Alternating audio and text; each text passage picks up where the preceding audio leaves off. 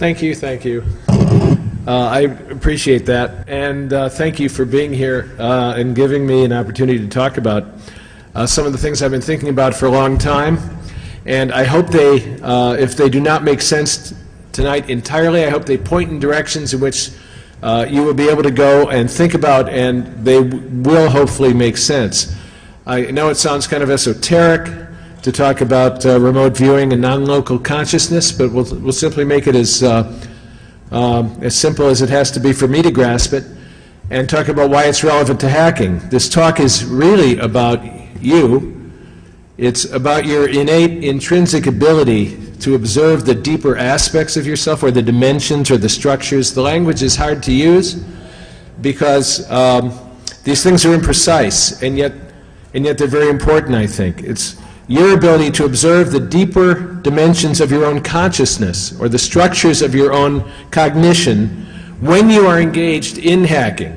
And I mean high-level, immersive, deeply intransitive hacking, so that when you find yourself lost in that immersive process and you actually enter into the system, when you are engaged with the system in a way that involves what we call intransitive attention, you forget yourself and lose yourself in the process, almost, and at the same time watch yourself hacking. If the part of your mind that watches yourself watching can back up and watch your own processes, and watch, in effect, your own mind engaging with the interface of the system with which it engages, and at the same time distinguishes between yourself and the system that you are hacking.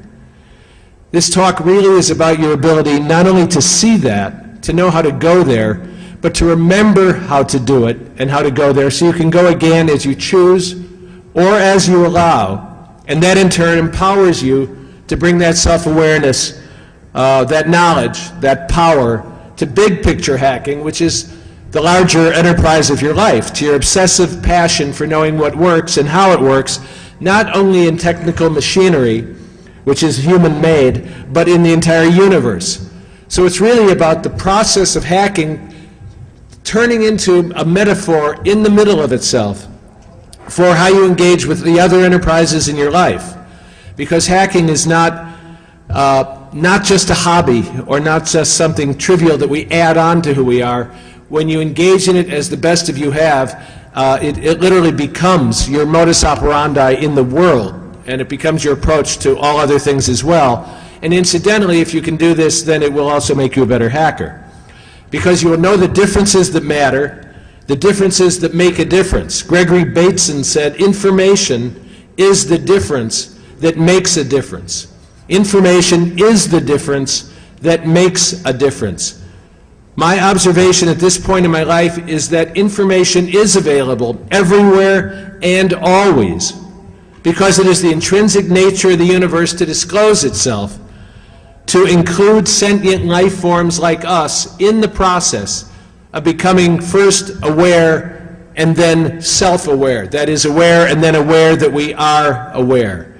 So what hacking, in fact, is doing as a transformational process from the 70s, 80s, 90s into this century is exactly what General Hayden referred to at Black Hat in his really quite clear and excellent keynote.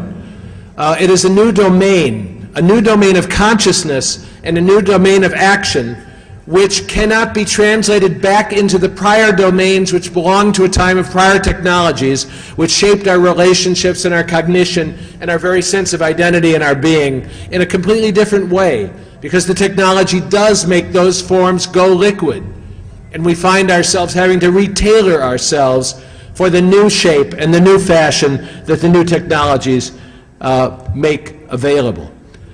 So in 45 minutes, this is an attempt to sketch out how remote viewing, how non-local consciousness, how big picture hacking, and how knowing who you really are give you not only root, but the root of all roots.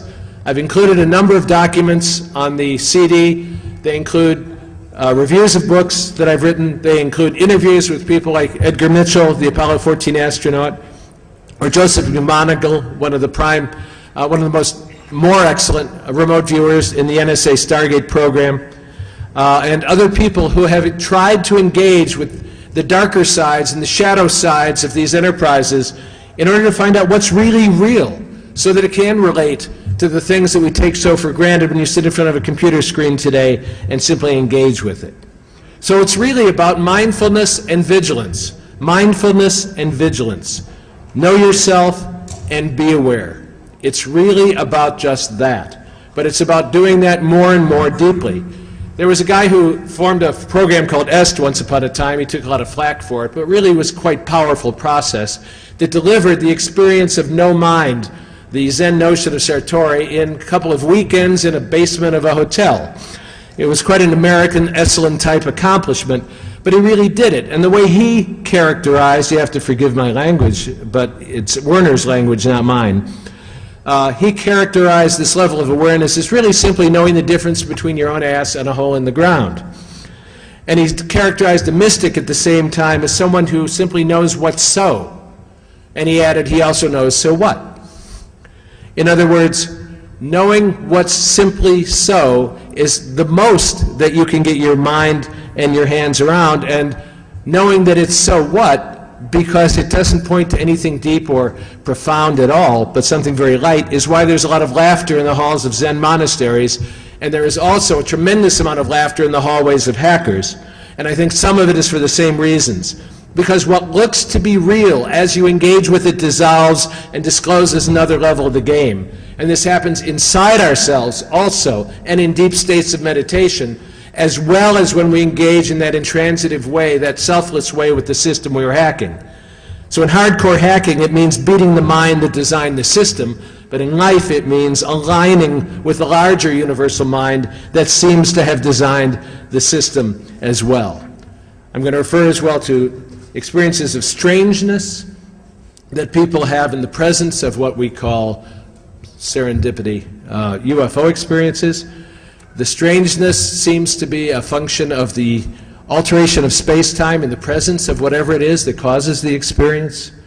They cause anomalous experience, and then we start to get the idea that what we call anomalies are really the centers of entirely new ways of constructing reality, physics and science and biology and other things as well. And so anomalies are not really anomalous at all. Anomalies are foundational of the next stage of understanding. And in a wonderful book Einstein wrote in the 30s on the evolution of physics, he talked about the transformation of the mechanical and the Newtonian geophysics into relativity and quantum mechanics. And he does it in that book with a great deal of clarity. But it always begins with anomalies, calling attention to themselves and compelling you not to ignore them, but to ask, if this is true in the universe, what else must be true? So, I know that sometimes in the 15 years that I've been speaking here and in other places that I've been speaking, before that in my other careers, people have questioned my sanity. I do understand that. There's a fellow who's heard me speak in the Netherlands a lot. He's with the CIA equivalent in Suriname, and he wrote to me after reading some of the things I'd written, exactly from which planet do you come? And Robert Morris Sr., not the Morris worm Morris, but the old man, kindly took my book, Islands in the Clickstream, at a Black Hat briefings many years ago, and he read it one night, and he returned the next morning, and he said, "You do know, don't you, that you are insane?" And I said, "Thank you very much." And he said, "I was hoping you would take that as a compliment." Another friend of mine who works at NSA, reading my current book, to which I will refer, Mind Games, because the material for it comes from the same place as this talk comes from, after reading the first chapter, in the introduction to which he is quoted, because he called me up and said, "You know, don't you, that 95% of this first story is not fiction." He said it reminded me of Robert Redford's movie, The 3 Days of the Condor, where the CIA agent read fiction to find out what was real. He said, but the key is, of course, you have to know which 5% is a lie in order to have the key to the code. And then he laughed and laughed because he agreed that people will probably think what is true is not true in the story and what is not true is true.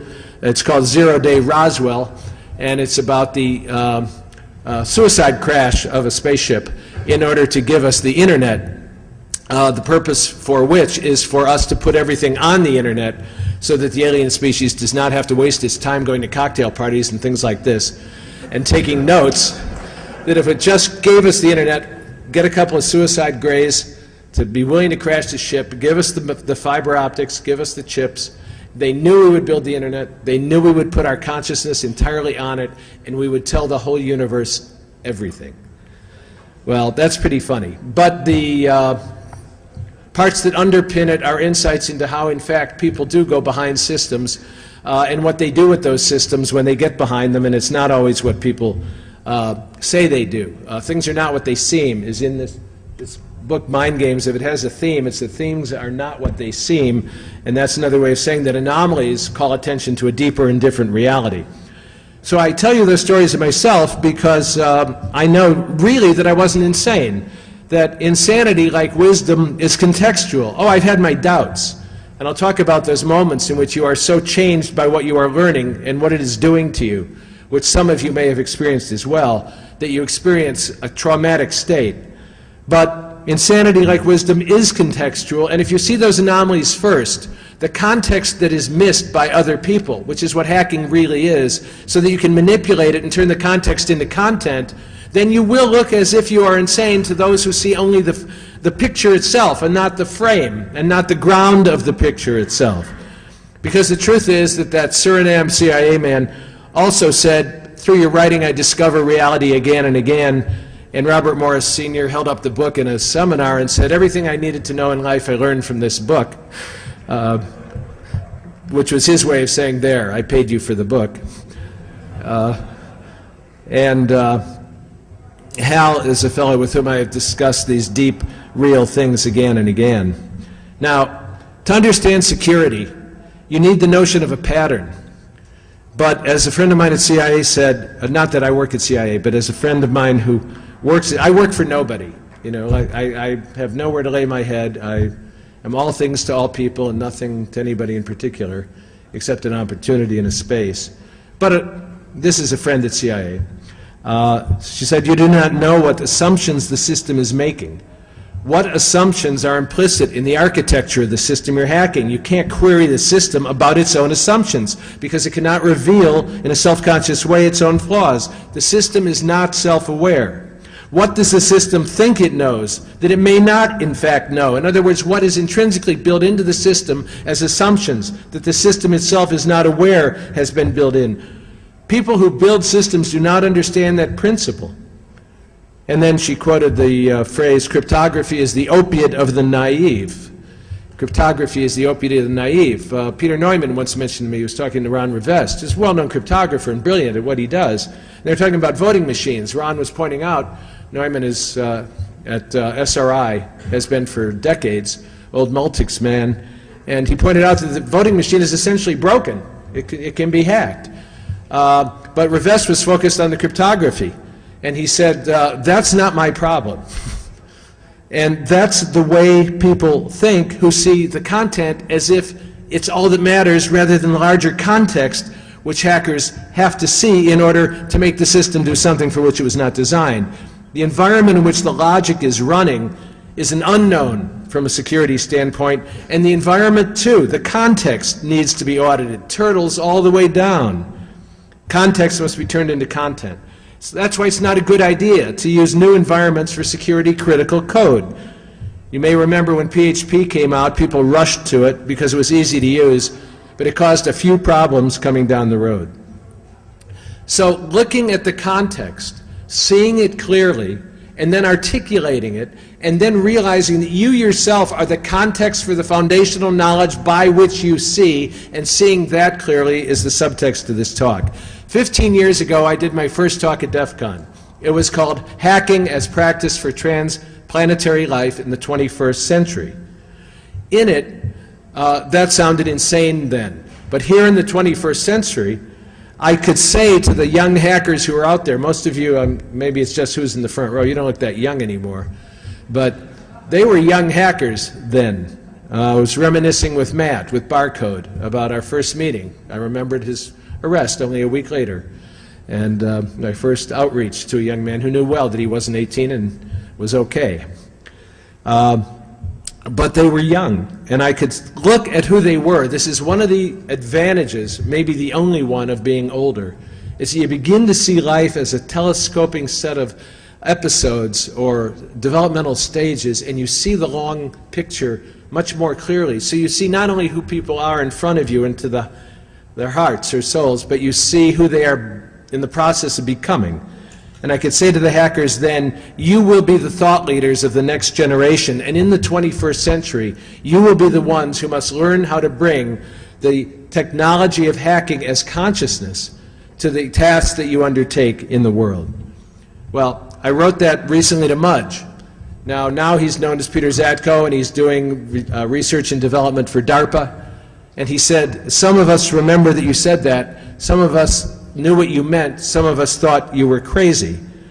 Of course, at that time, Dark Tangent, Jeff Moss, wasn't on the Homeland Security Advisory Committee. He was still saying, you know, at 20, if you're working for the man, you're a lamer. And then a few years later, he said, you know, but at 30, if you're not working for the man, you're a lamer.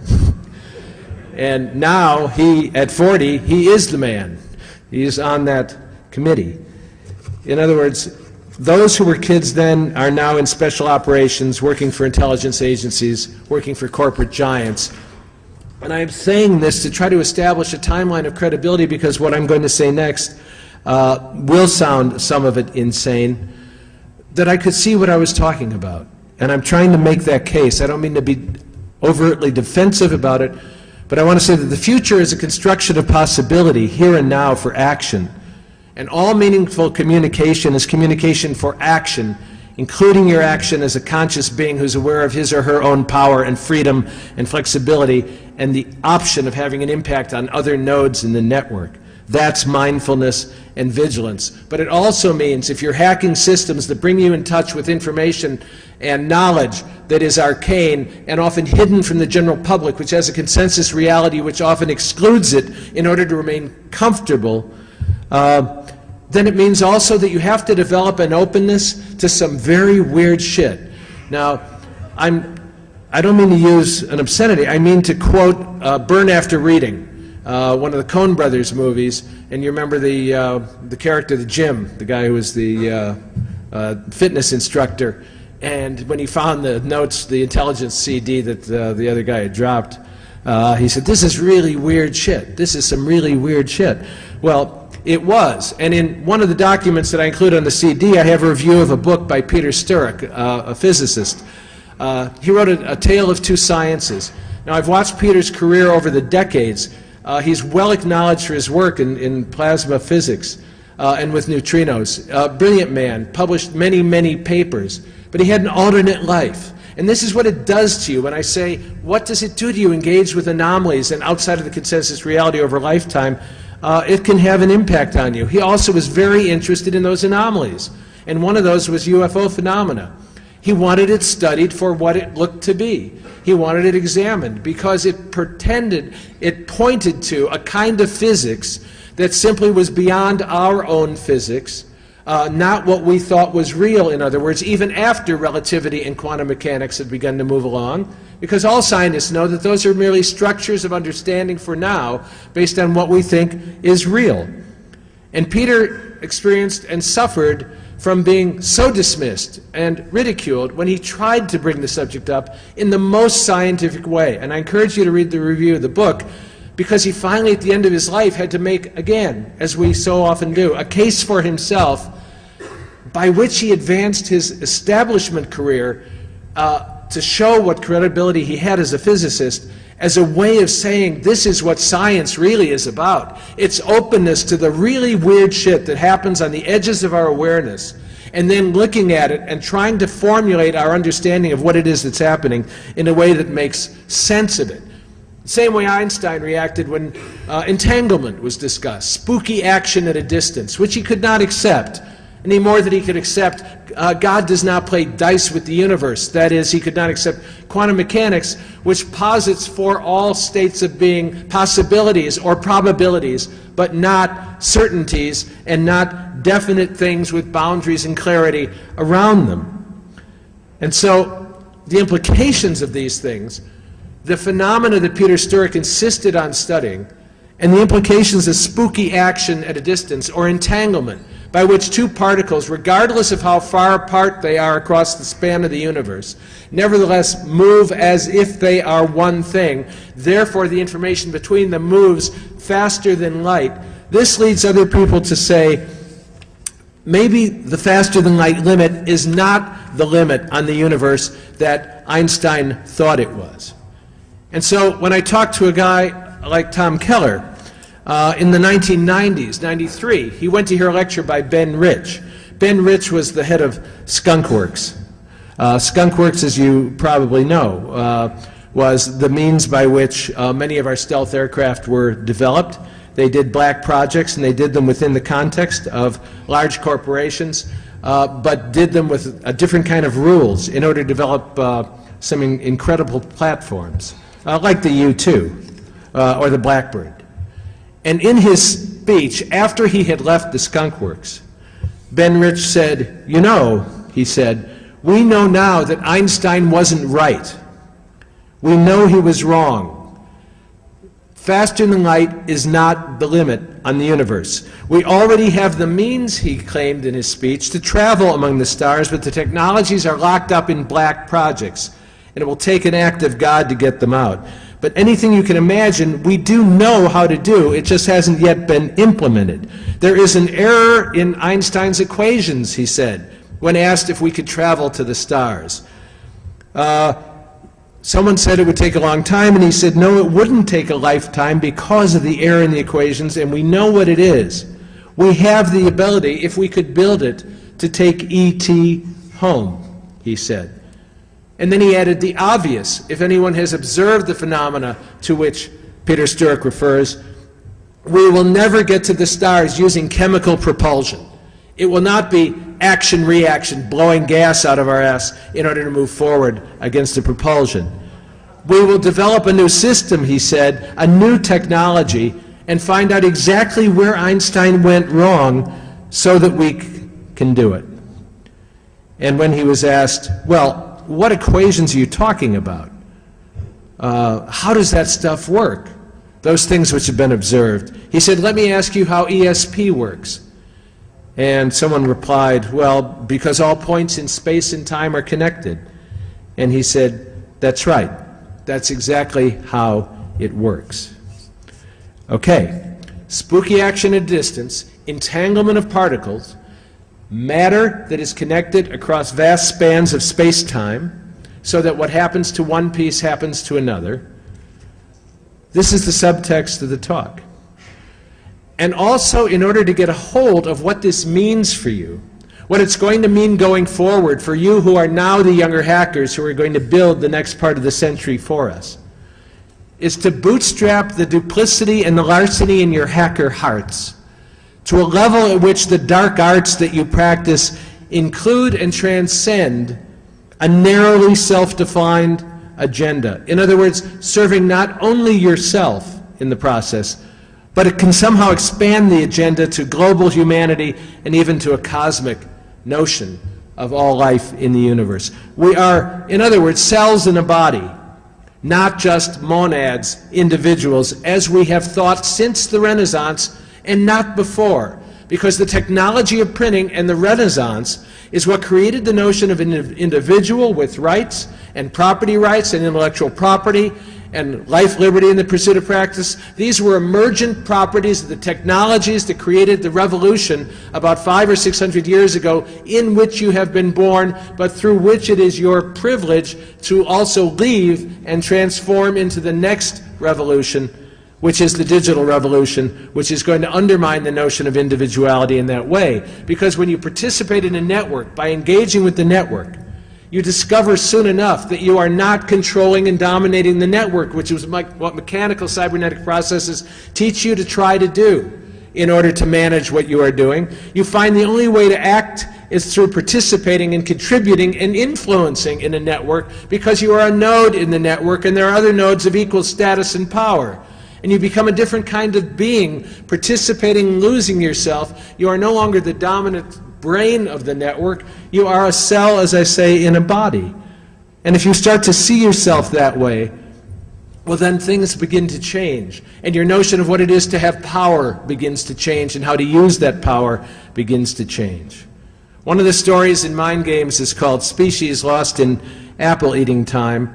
It's one of my favorite stories. It's very short, but it simply takes a look at what it is in the universe that would happen if every aperture through which sentient life comes to understand itself, i.e. the human aperture is one, but you know that where life can happen, it does happen, and there is life throughout the universe, intelligent and sentient.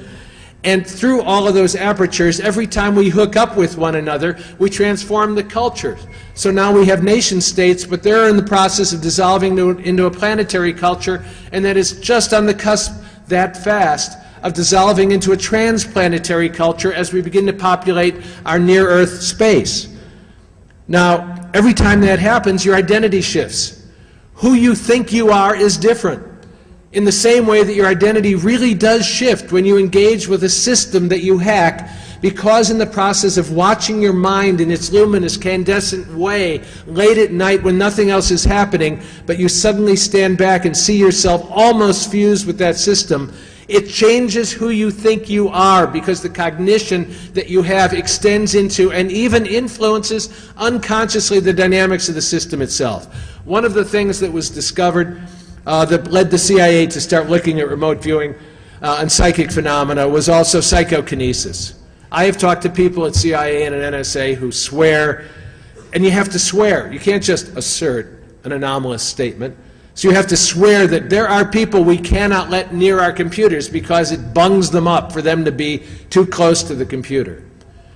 The fact of that, and the measurement of that, and the confirmation of that, that who we are as electromagnetic beings, not just mechanical beings, but who we are as electromechanical systems, has influence on the other systems with which we engage, some more, some less. But don't you see that the point is, as you become conscious that that is you, that's what you are, most essentially are and do in the process of hacking, and that it has that impact, as you can back up and observe where in the brain, where in your consciousness, back here somewhere, medulla oblongata, around the sides, as it were, in high context cultures, you experience yourself knowing with a different kind of knowing, and you experience yourself more able to manage the effect. And then those are the people that the CIA and the NSA and some others invited into the programs to explore remote viewing, which is really clairvoyance according to protocols, designed to enable us to see things clearly in other places without being there. Sounds like telepathy. It is like telepathy. How does it happen, Ben Rich said? Because time and space are a continuum. You see, these are not just crazy concepts. These are emergent concepts of necessity coming from the thought and science and reflection that we are doing. So to reiterate what I said 15 years ago, that hacking is practice for a transplanetary life in a self-consciously transhuman biomechanical future, I mean this now more than I ever meant it 15 years ago. And that's why hacking, to be worthy of the name, as I said last year, has to go beyond information hacking and communication systems, and it must include biohacking. I mean, it must include biohacking. Biohacking is increasingly going forward not an option for a hacker if he or she really wants to do the work of hardcore, black hat, white hat, call it what you want, hacking. Now things, because of the information revolution, are moving faster and faster. They really are moving faster in all domains. Now 15 years ago, when I talked about what was coming in technology, I could count on a time period of a couple of years before the normal media caught up and understood what I was saying and could write about it. I did a talk last year on biohacking, and I thought it was kind of forward-looking in terms of how quickly the cost of doing your own artificial life or genetic engineering experiments had come down, and how in collaboratories you could use biobricks, which Ted Knight and others at MIT had built into module laboratories so that you don't have to do everything from the beginning, just like script kiddies downloading modules and hitting strike. I thought I was a little ahead of the game. The next week, my Economist came in the mail, and there was a 2-page story on biohacking. And they also cited all of the same kinds of people and kinds of concerns that I had.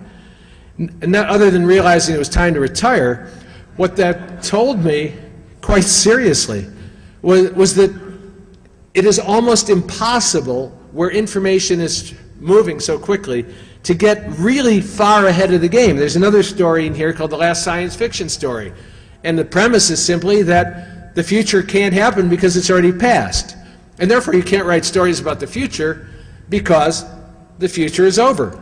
Therefore science fiction, which is by definition how a left-brain society dreams in a right-brain way of its own future, is increasingly impossible. And that is also why science fiction has so radically shifted. I'm not alone in saying this. Bruce Sterling said to me about 10 years ago at a Computer Freedom and Privacy, he said, 5 years maybe. Same kind of thought I was having. 5 years maybe is as far as we can go. But when Jules Verne wrote From the Earth to the Moon in the 1860s, we had 100 years to go before it was realized. When Neuromancer was written in the early 80s, we had about 20 years before people began using the word cyberspace to mean their normative everyday life. Now we don't have that lag time at all. Things are happening faster and faster. And so I noticed another thing happened, called my attention biohacking. MIT appointed a president a few years ago, Susan Hockfield, whose background was biology. These are the markers you use. When MIT chooses a president whose background is biology, it says something to you about the future of engineering. And again, as a sign that I wasn't that far ahead, I read an interview with Bill Gates about how he did what he did, and he talked about what he really was above all was open to possibilities, and the possibility at the time in front of him was the computer. Today, he said, I would not go into computing. I would go into biology. So when you have a convergence of points of view of smart people saying this, Susan Hockfield said about 5 or 6 years ago, the challenge of archiving and manipulating large data sets, a common problem in physical science and engineering, is now endemic to modern society. The tools that engineers and physicists develop for their work are finding new life in the biology lab. The Human Genome Project draws on math and computational science every bit as much as powerful new gene sequencing technologies. Therefore, she said, in recent years, the two revolutions in the life sciences, molecular biology and genomics, have triggered a third revolution. Initially, the connection between life scientists and engineers revolved around borrowing tools. Today, what began as a relationship of proximity has evolved into a fruitful new synthesis, a relationship of equal partners with converging questions. In other words, the convergence of those questions is exactly why you cannot consider yourself educated, even in your limited domain, if you know only one thing. If you know one thing, you know almost nothing. Because, as she said, in leading labs around the country where these are already building fruit, students are collaborating on projects in engineering, physics, biomedical science, and other fields. We must encourage young people, she said, to pursue work at the convergence, cultivate new kinds of academic organizations, and tune our funding mechanisms toward boundary-crossing work. Now go back to what General Hayden said the other day in the keynote, and it's exactly the same thing, that the emergent understanding of disciplines and domains is so challenging to our fundamental way of structuring our knowledge that it shatters it. But as you know, somebody else said 2,000 years ago, you cannot put new wine in old wineskins, they crack and break. You cannot put new paradigms, new material into old paradigms, they crack and break. You must be cross-disciplinary. You must be exploring opportunities in things that influence and impact one another, and these disciplines do not have names. You know, I realized this first. One of my sons is 40 now, and when he was 18 or so, he went to Northwestern. He had to choose a major. And I remember when he graduated, they said history majors and science majors and so on, and then they said, and we have one ad hoc major. And everybody laughed, because it sounded so funny. But what it meant was that my son, of whom I am justly proud, had seen that he could not find in any one discipline the combination of things he needed to know to do what he wanted to do. He called it symbolic systems studies. And he combined material from math and philosophy and cognitive science and artificial intelligence and computer science. And he went to each of the 5 departments and talked them into giving him credit for different pieces of each domain, which for academia is really breaking down silos, and creating a new major, in effect, an ad hoc major that had no name. And all I'm saying is those of us who have lived through that and keep going forward know that ad hoc majors is the name of adult learning. We cannot learn unless we learn in a cross-disciplinary way, and that means surf the waves of the different disciplines that influence one another, none of which we can master completely. Because now it has grown to a point where the information in any domain of expertise is unknowable in its entirety by any expert in that domain. You cannot know it all. And therefore you're forced back on what Jeff Moss said to me years ago, there's too much to know. So the most important thing I need to know is what I don't need to know, but I need to know who knows it so I can get it when I need it. In other words, the discipline of knowing how to live and work in networks, to be a node in a network, and therefore to exercise power in a different way. Jeff Moss was a kid who called 100 people out of cyberspace to Vegas for a meeting 18 years ago, and now there are 8,000 people here and there were 6,000 at Black Hat. I'm being reflective and kind of nostalgic because 15 years ago I did my first talk at Defcon. The next year we talked at that convention about starting Black Hat. And the next year Black Hat started. And it's grown into something entirely else. What I'm saying is the danger is that you accept what it has grown into, and then this is who we have become, and this is what we are. And as soon as you think that, you're old. You're old. You're old and you're gone. Because the cross-disciplinary emergence of new ways of thinking and literally new domains of expertise is constantly happening. And therefore you have to constantly learn how to submit yourself to be a node in a network and not a control of the entire network. So, how does all this go together? Well, let me see what time it is. 7:35. Okay. You have to participate in this domain of understanding then the way hackers have learned to participate in a meritocracy. By studying everything you can, learning everything you can, and then going to the collaboratory, the online collaboratory, which is now available everywhere, always, 24/7, and with respect and humility, taking your lack of knowledge to the experts in the domain. Pay attention to what they say, to how they act. Don't come on to them. But with humility, ask for help when you need it. And they know when you have done all the work you can, and then are willing to extend a helping hand. Hackerdom has created this meritocracy, and it has worked beautifully. Corporations cannot emulate it easily because it is voluntary and participatory and based on influence and a mutual recognition and respect.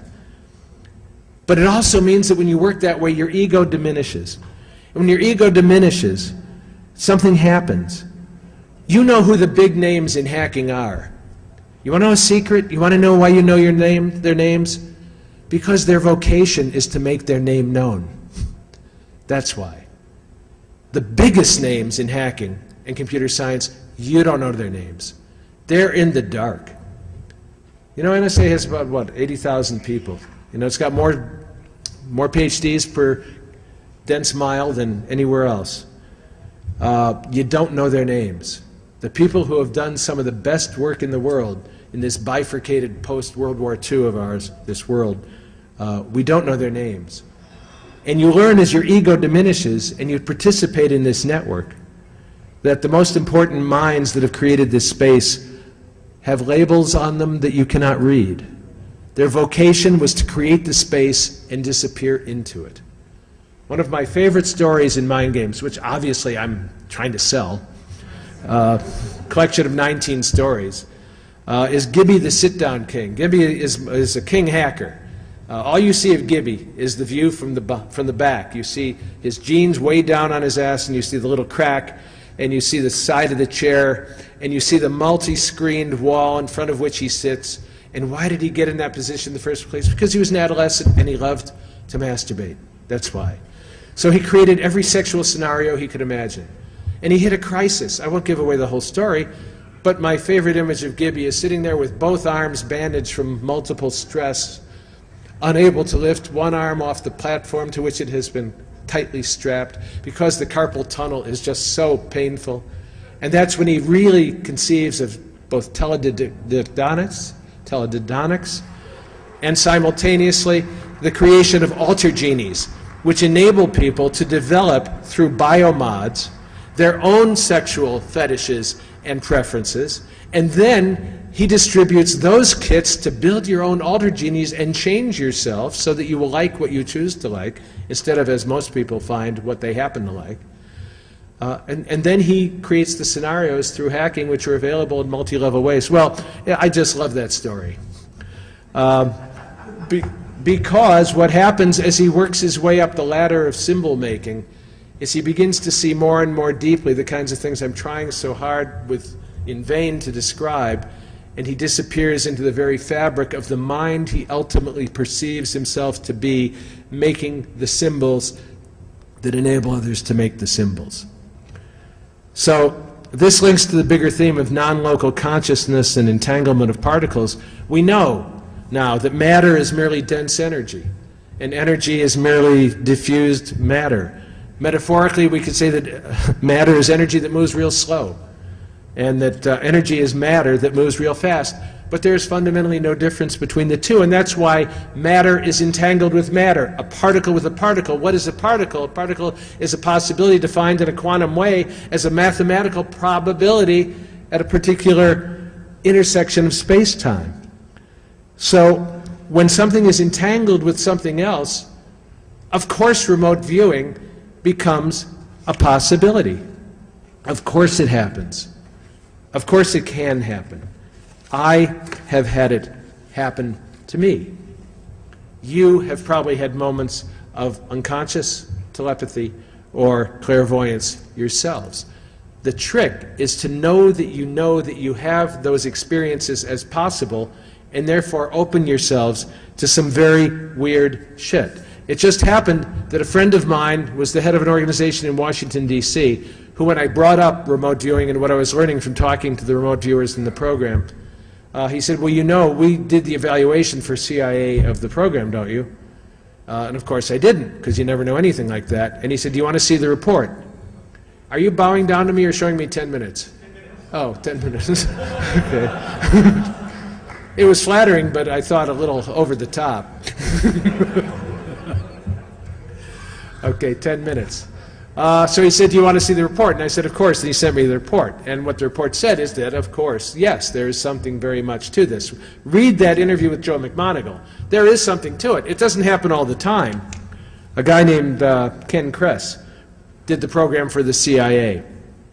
And why did they take it seriously? He said, we could find our attention, he said, to psychokinetics and remote viewing. That is, to telekinesis, to the influence of, quote, physical matter, which is energy, by human beings, which are physical matter, i.e. systems of energy. Don't you start to see that when the boundaries dissolve, what you become possible to be is not who you thought you were. And when the subject, of whom he's discussing, placed his attention on the interior of a magnetometer, the output signal was visibly disturbed. There was a change in the internal magnetic field. The descriptions, and then when they moved to Pat Price, who began to do remote viewing for the CIA, his descriptions were so startlingly accurate that we suggested the work be continued and expanded. And after one of his remote viewing sessions, 2 analysts, a photo interpreter and a nuclear analyst from Los Alamos, agreed that his description of a particular site and what was there was so accurate that, one, he actually saw it through remote viewing, or he was informed what to draw by someone knowledgeable at URDF. 3. Now, when you read that interview with Joe McMoneagle and you read that story of Gibby the Sit-Down King, you'll see that they both experienced something very similar, which is at the level of consciousness which we experience in deep states of meditation, the boundaries with which we describe our identities or the system you are hacking dissolve. You see that it is not that which you used as names, as labels to approach it, but something utterly else. McMoneagle and I agreed that when you reach that level of understanding and experience, language itself breaks. And in several of these stories that I wrote, the language itself breaks as a way to say that you cannot articulate what it is that you nevertheless deeply, truly understand and have the capacity to remember and know that you understand so that you can make it happen again. This sounds like some strange stuff. You know, it really isn't. It's just what's so. In the story in there called Silent, Emergent, Doubly Dark, I try to describe one of the deepest experiences I had, but it's done as metaphor. It was published as a slipstream story or a science fiction story. And it was about a person who goes into alien cultures in order to learn how alien cultures construct reality by immersing himself in them and then articulating how he has been changed by the process. But in fact, of course, each culture in which he immerses himself is a deeper state of consciousness. Much of the detail of the story came from my own experience in meditation. And in one of those experiences, which so profoundly affected me because of the images that were retained as symbols of what I had seen, that following week in Salt Lake City, Utah, I found myself at a bookstore called The Cosmic Airplane, and by an act of synchronicity found a book on the shelf about shamanistic wisdom and read it and discovered that this shamanic journey was not similar to but identical to the images and symbols that had poured forth from my unconscious as a way to grasp and articulate what I had experienced in that deeper state of meditation.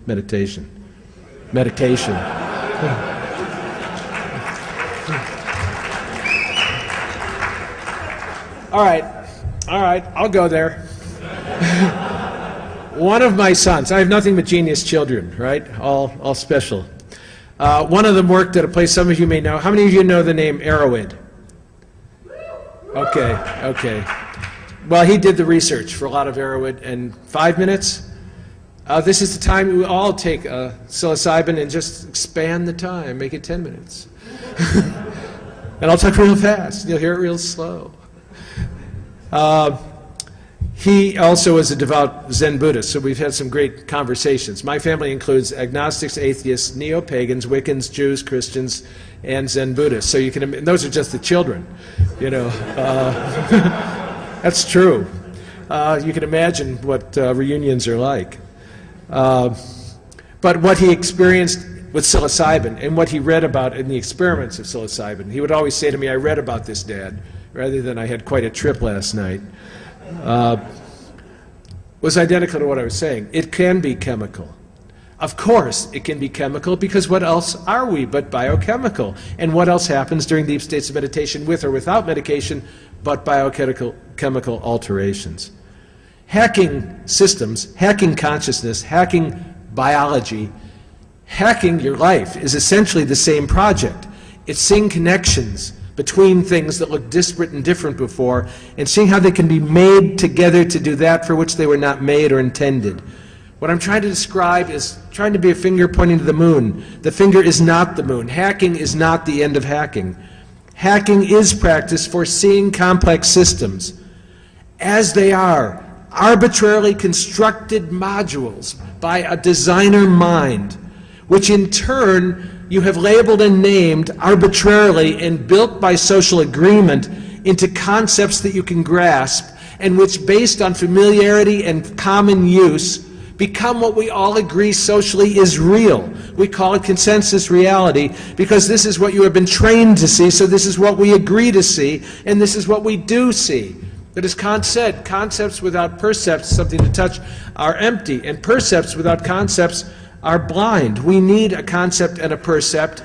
We need a way of reframing, and we need a way of tying it, anchoring it in what is reframed. Hacking is seeing what is in plain sight at the edges of the boundaries of the system, but which others overlook. There's a story in there, interview in here, a review of Joseph Marino. Marino wrote a book called Mind Wars. There's stuff on Gary Webb. There's all these things that I have down that I don't have time to get into that deal with what it means to explore the dark sides of these things, to go there. Marino tried to find out from neuroscientists, and he has great credentials, great credentials. Read the review, read the interview I did with him, whatever it is in there, I did both. And Marino couldn't get anybody to open up. He said it was like the Manhattan Project, because so much of what we're trying to understand, that I'm trying to suggest in this talk, is in the dark spaces, in the black projects, behind the scenes. And in order to get it and see it, you have to have the wisdom and the time and the patience of a hacker. You have to have all day and all night. You have to be able to go there and do whatever is necessary to do the counterintelligence operation. Marino said he couldn't get anybody to talk to him, even though he had worked behind the fence at CIA and done other things with neuroscience. People are so sworn to secrecy. We can keep secrets, and we do. So just like Ben Rich said, it's all behind the fence. It's not a conspiracy theory. It's life since 1945. I asked at a meeting I was helping to facilitate the lead historian at the NSA, tell me the truth. What can we in this room, about 12 of us working on intelligence and ethics, what can we discuss with a reasonable understanding that we're talking about the same historical memory. And he said, seriously, anything up until 1945. He wasn't kidding. He wasn't being funny. He was saying that since then, classification, compartmentalization, and the way we have bracketed and separated and kept hidden so many parts, even from those in the system, because they're not cleared to know what someone else is doing next door, has made the discipline, say, of cryptography. Khan wrote this wonderful history of cryptography. He may have been blessed and cursed to have seen the emergence of a discipline, the history of cryptography, and its demise as a possibility all in the same lifetime. Because it is no longer possible to access the formerly classified documents, even through processes of declassification, into which I could go in depth and detail as to why that makes it even more difficult. We can't get the facts, and that's why people do project conspiracy theories onto what they know they don't know, but they know it's happening and they don't know what it is, and that's why it takes hackers to break down the barriers that prevent us from building the big picture, because otherwise we have been betrayed by ourselves and have forgotten that our primary vocation and mission is to know. How can we know if what we must know as the building blocks of our knowledge is hidden? In a famous UFO story, I'm finishing, famous UFO story, it may be true, it may not be true, I don't know, but it's a beautiful line. At a time when there were a number of encounters with what looked like a lot like humanoid entities associated with ships that landed, which left marks and burned leaves and were photographed, at that time, one person was told that he would one day leave the earth. And he didn't mean he as an individual, but he as humanity. And what he reported he was told was this sentence: "Watchman, one day you will see the universe." Now, I personally, on the basis of decades of study with the best researchers on the phenomena, really think the extraterrestrial hypothesis is the best explanation for the data that refuses to go away. As Philip K. Dick said, reality is that which when you stop believing in it refuses to go away. It doesn't go away. People read the interview with Edgar Mitchell. One day you will see the universe. All I'm saying after being here 15 years among you and learning from you is that our response should be like Jodie Foster in Contact, where she said, "Oh, I had no idea. I had no idea." When what you see you thought you believed was an illusion, Maya, a veil that rips, what you're left with is what you see, just what's so. And the vocation of hacking is to teach us the technology of consciousness and the methodology of approach that enables us to do that, not only with the machinery we've built, which is fun enough, but with the vast universal machinery that seems to have been built prior to our arrival. I guess I have to stop, huh? All right. Thank you. Aligning with the larger universal mind that seems to have designed the system as well. I'm going to refer as well to experiences of strangeness that people have in the presence of what we call serendipity, UFO experiences. The strangeness seems to be a function of the alteration of space-time in the presence of whatever it is that causes the experience.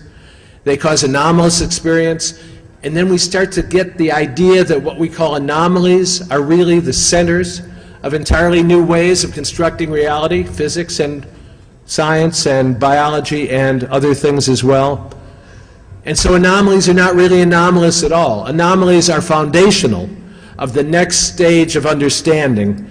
And in a wonderful book Einstein wrote in the 30s on the evolution of physics, he talked about the transformation of the mechanical and the Newtonian view of physics into relativity and quantum mechanics. And he does it in that book with a great deal of clarity. But it always begins with anomalies, calling attention to themselves and compelling you not to ignore them, but to ask, if this is true in the universe, what else must be true? So, I know that sometimes in the 15 years that I've been speaking here and in other places that I've been speaking, before that in my other careers, people have questioned my sanity. I do understand that. There's a fellow who's heard me speak in the Netherlands a lot. He's with the CIA equivalent in Suriname, And he wrote to me after reading some of the things I'd written, exactly from which planet do you come? And at the same time distinguishes between yourself and the system that you are hacking. This talk really is about your ability not only to see that, to know how to go there, but to remember how to do it and how to go there so you can go again as you choose or as you allow. And that in turn empowers you to bring that self-awareness, that knowledge, that power to big picture hacking, which is the larger enterprise of your life, to your obsessive passion for knowing what works and how it works, not only in technical machinery, which is human-made, but in the entire universe. So it's really about the process of hacking turning into a metaphor in the middle of itself for how you engage with the other enterprises in your life. Because hacking is not just a hobby or not just something trivial that we add on to who we are.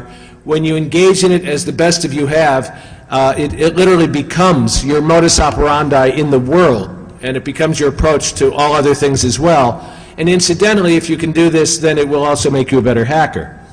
Because you will know the differences that matter, the differences that make a difference. Gregory Bateson said, information is the difference that makes a difference. Information is the difference that makes a difference. My observation at this point in my life is that information is available everywhere and always, because it is the intrinsic nature of the universe to disclose itself, to include sentient life forms like us in the process in today and simply engage with it. So it's really about mindfulness and vigilance. Mindfulness and vigilance. Know yourself and be aware. It's really about just that. But it's about doing that more and more deeply. There was a guy who formed a program called EST once upon a time. He took a lot of flack for it, but really was quite a powerful process that delivered the experience of no mind, the Zen notion of Sartori, in a couple of weekends in a basement of a hotel. It was quite an American Esalen type accomplishment, but he really did it. And the way he characterized, you have to forgive my language, but it's Werner's language, not mine. He characterized this level of awareness as really simply knowing the difference between your own ass and a hole in the ground. And he characterized a mystic at the same time as someone who simply knows what's so. And he added, he also knows so what.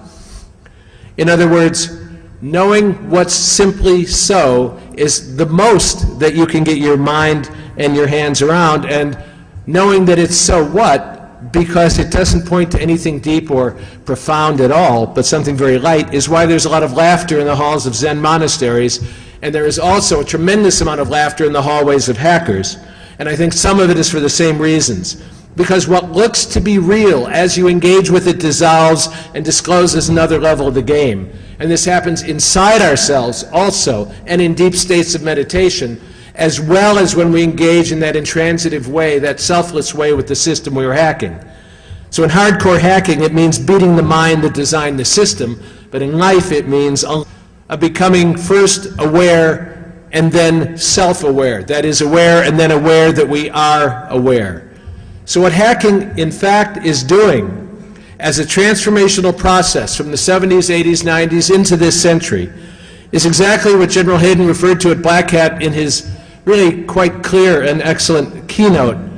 It is a new domain of consciousness and a new domain of action which cannot be translated back into the prior domains which belong to a time of prior technologies which shaped our relationships and our cognition and our very sense of identity and our being in a completely different way, because the technology does make those forms go liquid, and we find ourselves having to retailor ourselves for the new shape and the new fashion that the new technologies make available.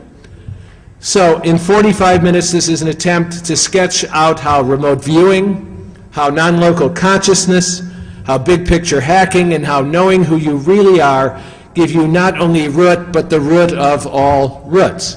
I've included a number of documents on the CD. They include reviews of books that I've written. They include interviews with people like Edgar Mitchell, the Apollo 14 astronaut, or Joseph Neumonigal, one of the more excellent remote viewers in the NSA Stargate program.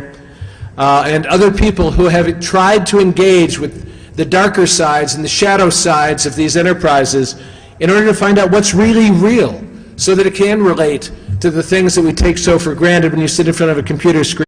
Thank you, thank you. I appreciate that, and thank you for being here and giving me an opportunity to talk about some of the things I've been thinking about for a long time.